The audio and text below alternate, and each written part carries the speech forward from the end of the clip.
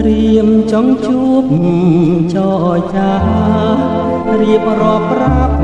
អូនថាស្នេហាមកស្មុគស្រី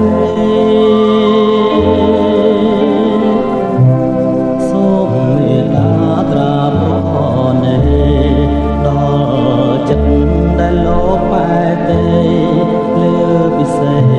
ជាច្រើនខែឆ្នាំអូនដឹងទេ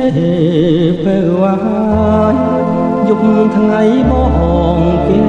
ងព្រួយខ្លួនមួយយល់តែគ្រៀមក្រំ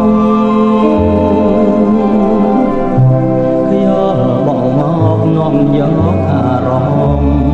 រាល់ថ្ងៃរស់ឥតត្រនំទ្រូងរំដំក្រៀមក្រំខ្លោចផ្សាសូមឆ្លើយប្រាប់ផងឆ្លើយមកនួនល្អឲ្យបងមកក្តីសង្ការគុំឲ្យបងទុំខាសូមឆ្លើយប្រាប់ថាស្នេហាមួយម៉ាត់មកហើយនាងជាគ្រាបាញ់ចប់សូមអូនឆ្លើយប្រញាប់ប្រាប់មកពីសេស្ម័គ្រមិនស្ម័គ្រក៏សូមស្រដីគុំឲ្យបងព្រួយរីងរេដោយសារស្រីមិនទាន់ឆ្លើយបង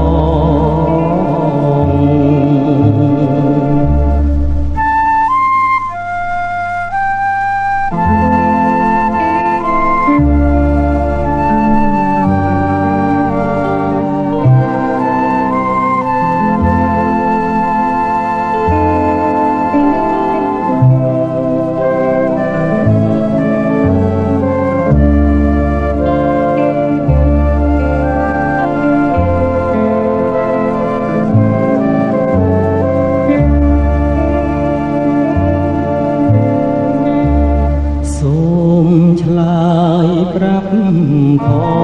ងឆ្លើយមកនួនល្អឲ្យបងអបក្តីសង្ការគុំឲ្យបងទុំខាសូមឆ្លើយប្រាប់ថាស្នេហាមួយម៉ាត់មកហើយ នាងគឺជាគ្រាបញ្ចប់